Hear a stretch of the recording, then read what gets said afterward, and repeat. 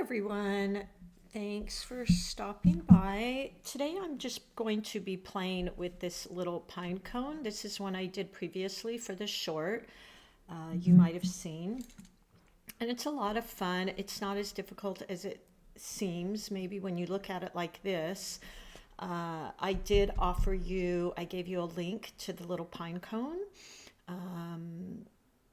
And for me, it always helps to see the shape. So right off the bat, I see all these little kind of wide triangles and then just C strokes going in towards the center of the pine cone, which like a flower, like our, anything growing really, always to have in mind where the center part of your object is, and everything leads back to that. So as we get down near the bottom, they're going to be leading that way. If you remember with my flower tutorials, I have those guidelines that go out.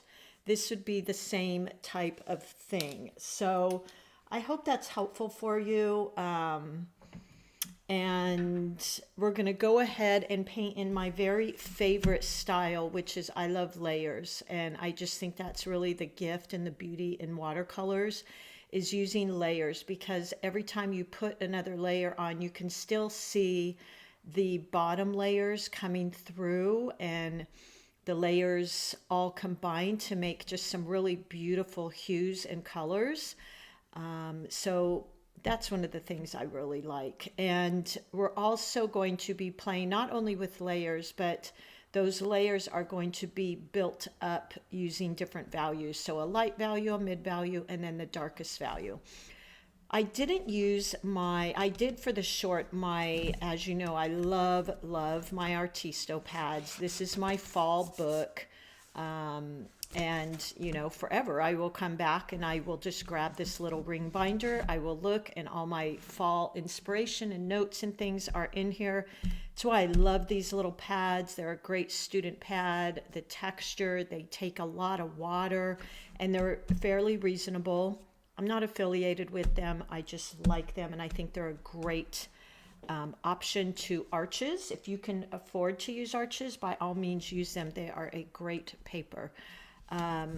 I just recently found the larger size Artisto pads. These are the same 140-pound cold press, but they're larger, and I'm really enjoying those for these tutorials as well. So that's what I'm painting on today. I've went ahead and used some carbon paper. I don't usually use carbon paper because you can't erase the lines. And they're a little bit darker, but for the tutorials, it allows you guys to see the lines better. So that's why I'm using that. So let's go ahead and start. I'm going to use both my, let's see, where is my 8-round Velvet Touch, which I love because the handle's so nice and soft. So this is the 8-round Velvet Touch Princeton brush. And for me, that's just my go-to brush. And lately, I've been using the 6 long round quite a bit. Even though the 8 round has a great point, this seems to me to have a little bit finer point. So I'm sure you have your favorite brush as well, and I'll link both of those for you. So those are going to be what I'm going to use today. I also use my MeiLang paints for decades. I've been a Winsor Newton user. But they're a little pricier, and I'm doing a lot of painting right now. So I've been using these MeiLang student grade paints for several months, and I love them. The colors are vibrant, they're creamy. You have so many mixed colors to choose from. So that's what I'm using today. Although just recently I invested in their larger set just because it has some of the metallics in it. So I may add some metallics today. We'll see how far we get, but let's go ahead and get started with our original wash. So I'm going to use, let me grab my painting here. So I'm going to use this kind of mix of yellow ochre in Winsor Newton, and it also happens to be that for the MeiLang paints. And we're going to make it quite watery. So it's, as always referred to, that tea consistency. It moves. It's got about 90% water, 10% pigment. And yellow ochre can be quite intense. So just be a little bit careful with that. So what I'm going to use this for is all the little tips, the little triangles of my pine cone. And I'm going to try to do my best to leave some little white spaces in those tips. So using the point of my brush and resting my hand on my paper, because I don't have, you guys, that steady of a hand, not for any medical reasons or anything, but I just don't. So using the tip of my brush, just going in, not getting too nitpicky here. I'm just really coloring each of these, just splashing some color on them randomly, making sure I do use, or I'm sorry, leave some of that white space just for interest. I know that's a challenge for a lot of you. I hear that all the time. Just practice doing it. It's interesting. We always want to fill in every little space, don't we? But you can leave some white space and just practice it. I'm using a lot of the tip of my brush because I want to get more detail.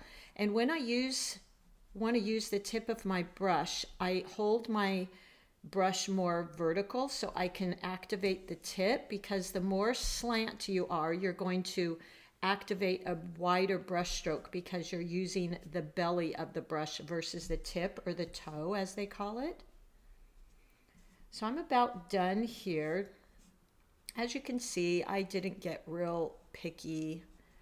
I just kind of made sure I did leave that white space as I talked about. All right, so that's pretty good. You can see the general shape is like an egg, or to me, for some reason, it always, I always like seeing the shape of things. By the way, I didn't mention, I do share these a lot because I think they're a great option for a beginner that doesn't want to pay maybe $8 to $20 for a brush.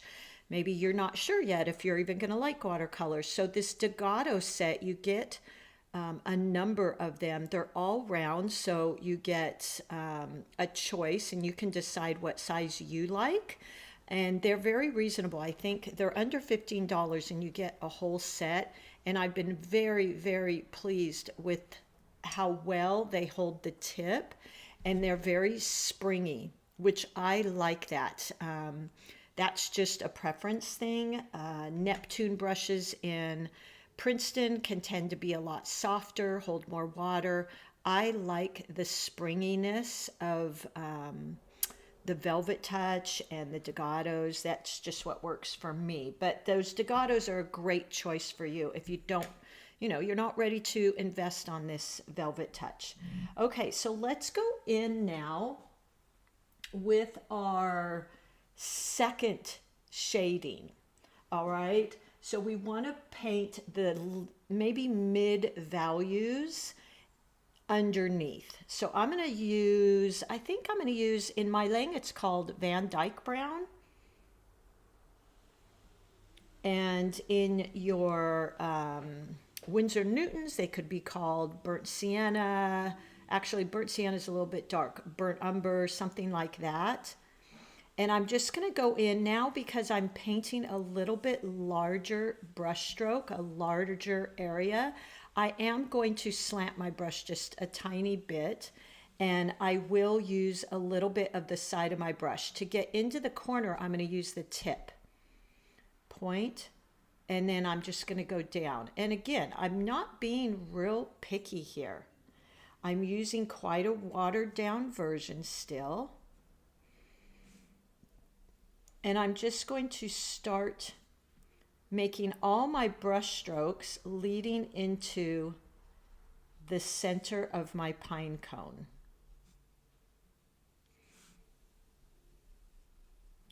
like that. And then we'll go in and put in our dark values. So don't get too picky. You can even leave, you know, some white in here. I don't freak out over things. I'm just painting to have fun. I did commissions for years and there was a lot of stress with those because I had to please other people, of course, because they were paying me. And I did that for years. And now I just paint for me. I paint for fun. And that's how I like to paint. So I'm just going through all of these, using the side of my brush, not getting too picky, and even leaving some lighter areas, because we will continue to define some of these lines. And again, you know, what I love about watercolors is that transparency that they have. So beautiful, because you see these beautiful glazes that happen from layers of the different paint. Now I will tell you, as we get down to lower on our pine cone, I make the colors just a little bit darker. So there we go. Now my next layer, and this will dry pretty quick because it's a rather thin layer. So let's go in now with even a little bit darker color. And I'm going to be trying to just add more depth by that, adding some of those brush strokes of darker paint under a few of these, I guess, scales, you could call these. And we want the brush strokes all to lead towards the center of the pine cone. So for this one, I will use the burnt brown. I believe this would be like a burnt sienna or burnt umber in your Winsor Newtons. Just pick up a little bit more of that. There we go. So little darker value, meaning just a little bit more pigment. If you're not sure, you can test out. And I can say, yeah, that's the color I wanted. If you think you have too much water, now I can tell because I can see my brush is really swollen and fat. You can just tap off like that and get rid of some of that excess paint. So let's go ahead and go in and start adding some of that in. Now I don't want to color everything in like I did the first or second glaze. I want to kind of go in between and more towards the bottom of these little scales. I'm not sure what you call those.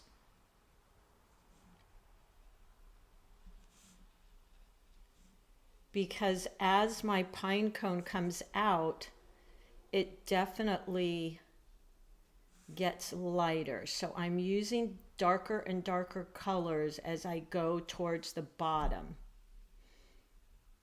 of the scale. And I'm going to rinse my brush and I might just go in there, since I don't like those hard lines.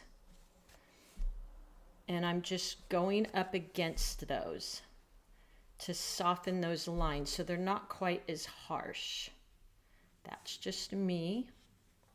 And then let's continue, pick up some more of that paint. We're almost, I was thinking about this, I'm almost painting in a negative painting style because I'm painting around the light pine cone areas, which is the tips of them. So I'm somewhat clarifying and distinguishing those by painting darker around them. And it, again, it creates that depth. It defines them.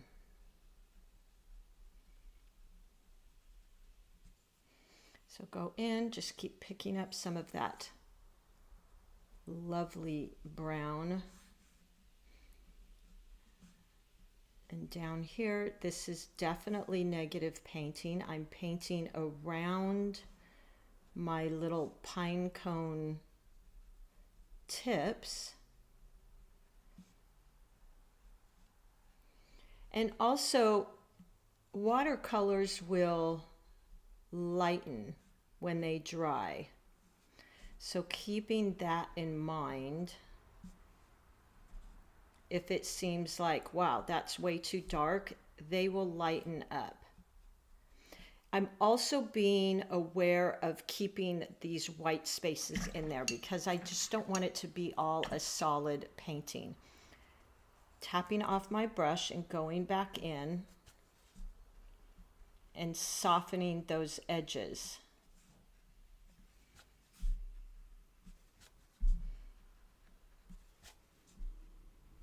So I don't have such a distinct line. I'll leave that one. This one's kind of dry, so it's not going to let me pick it up as easily. So there we go. Just a little bit, and you don't have to do that. That may be just me. So now that I've done that, I'm going to go in with my darkest brown. And that would definitely be the MeiLang burned brown. Let's see here. Sometimes I mix up my paints here in my MeiLang palette. I dumped them the other day, so they all fell out.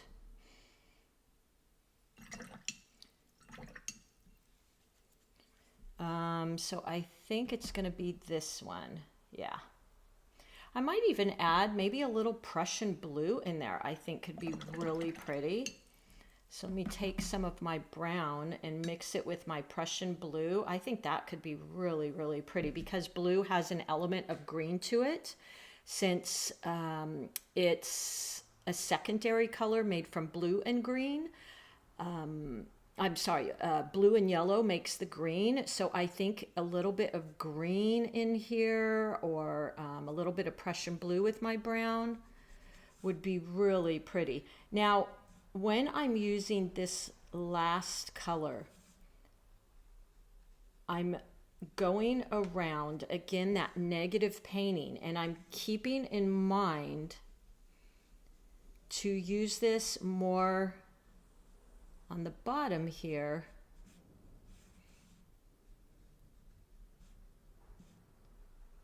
I'm just going around because there's not a lot of area, but in these areas up here where I have more space and you can see more of the little individual pine cones, or I'm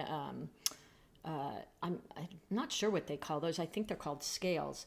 So I'm going into the bottom of them where they're in the depths of the pine cone, like that. And as the pine cone goes up, it gets lighter. Now, some of these areas where the pine cones, the scales are much closer, I'm just going in between them. But notice this beautiful depth that we're creating. And that is always, as you see me talk about all the time, that is really a skill to bring, a technique rather, to bring into your paintings to really level them up. I know me as a beginner, I didn't think about that. I just used a brown color through the whole thing. I didn't really think of values so much. So there we go. Now I'm going to go in and just lighten them a little bit. Just pick up a little bit of the sharp edges. You don't have to because pine cones are actually rather sharp edged. So this is just really a me thing. Some people really like those harder edges, and that is perfectly fine. That's your style.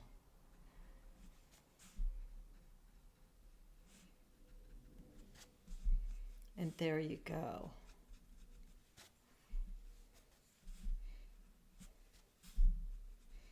I just kind of like everything to be a little bit washy.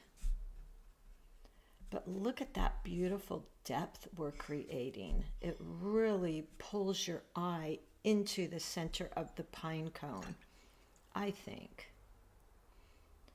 So I might add in just a tiny bit more, a little bit more of that brown with the Prussian blue. Maybe just a few more areas in here.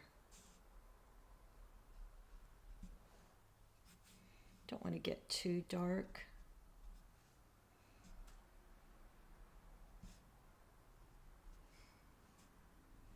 Like that.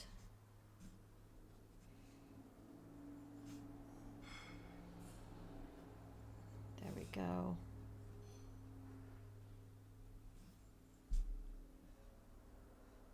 As you can see, the layers do lighten up as they dry.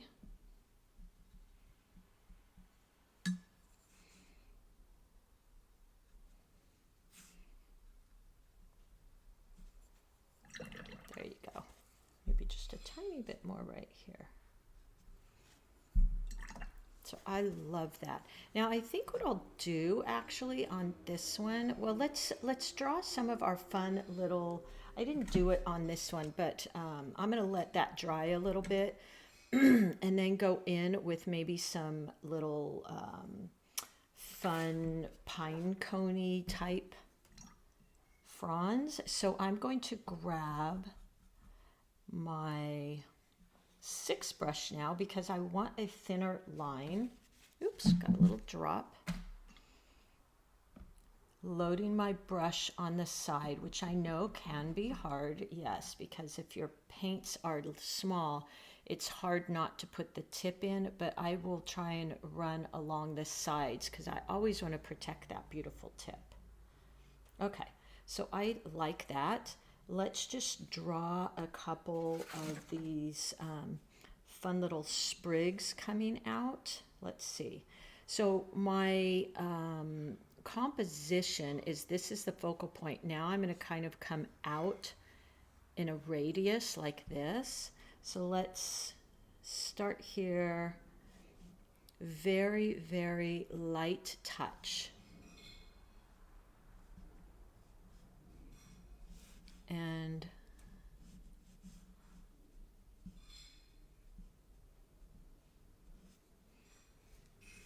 just bringing these little sprigs out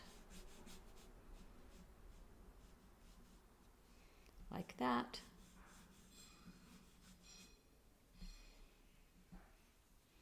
And maybe another one here. As you notice, I just used a little bit darker value for interest.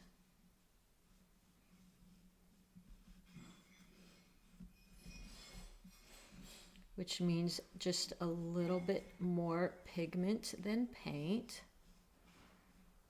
There we go. And we'll do the other side here.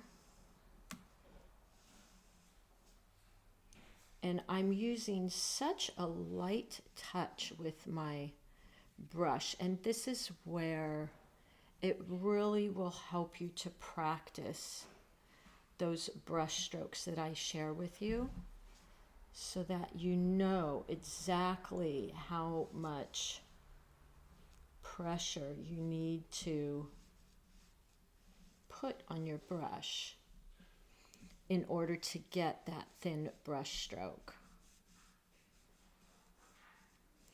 And I'm putting in actually kind of a few little rogue pieces.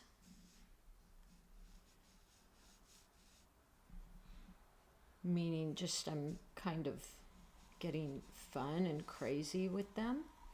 I'm going to add a little bit more pigment.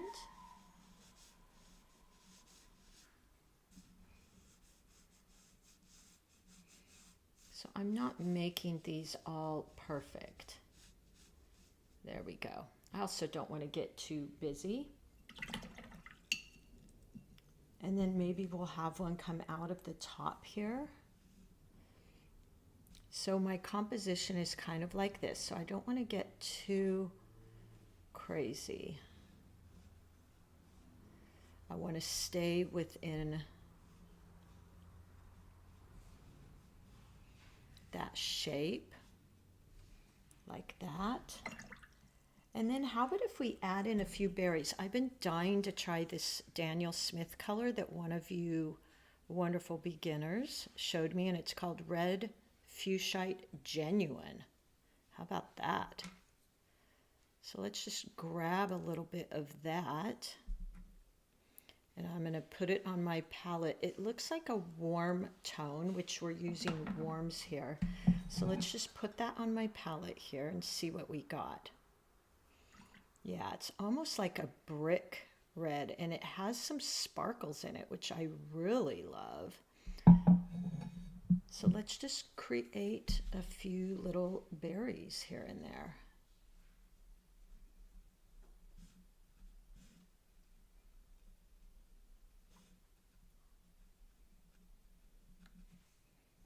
Okay.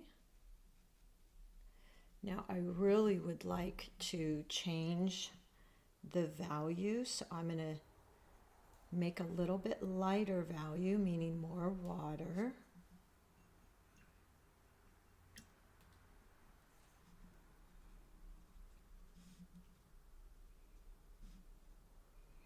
And I can even do that where I wet my brush, tap it off on my towel, and then go in and create a little bit of a washiness around those bright reds. Go in with a little bit of my green, use the tip of my brush. And just connect these. And I do this while it's wet so that I get some of that blend.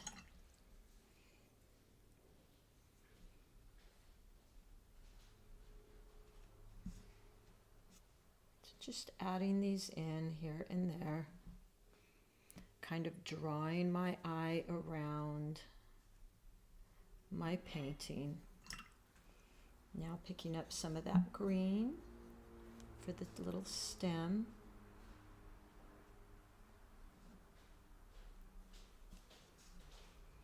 To connect them all. There we go. So I quite like that. I think that's really pretty. The only thing I might add in here, and let me grab my bigger set of MeiLangs, and let's just play with a little bit of that gold metallic, and see what happens here. Just to put some very slight shimmer on this.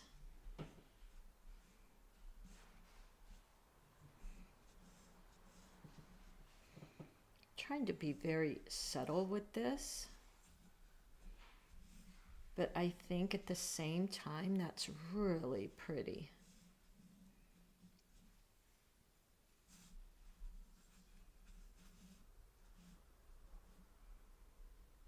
Just like that. And for me, these holidays are all about that shimmer and shine. I'm switching back to my 6 brush, and I'm going to go in and maybe just put a little bit darker wash over the top of those scales. Not too much, but a tiny bit. And I'm going to use my sienna because it has a touch of red in it. Just a little bit of orange in it. And let's just go over, because I think as we move down, they should be a little darker because they're underneath.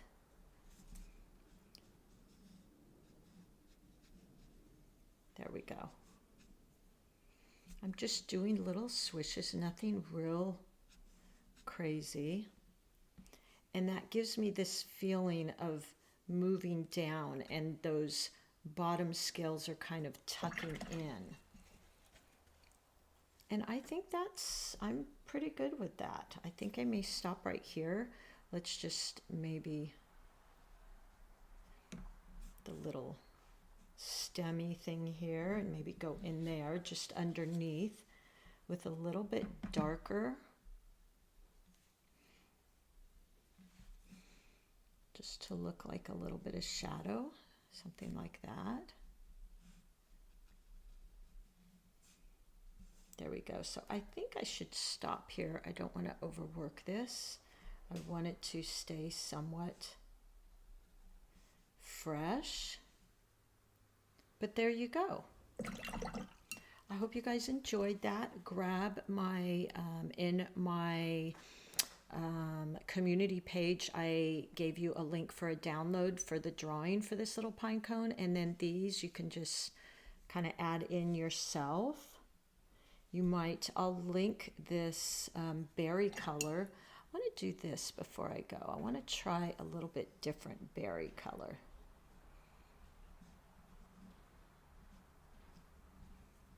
That's a little bit cooler, just meaning it's leaning towards the cool side of the color wheel. So this would be the cool side, the ocean colors. This would be the warm side. And those are a little bit brighter. Let's see if we go in with maybe that type of color. Like that a little bit better. Yeah, it's pretty. Maybe I've been put some of that in there. Okay, I'm gonna walk away, as I say. I tell my students that all the time, just walk away. All right, so there you go. I hope you enjoyed that and you will give it a try and just have fun. This would be a really pretty card, by the way. All right, everybody, I will link all of my items in the description if you're curious. And happy painting, and as always, let's just keep having fun. All right, thank you.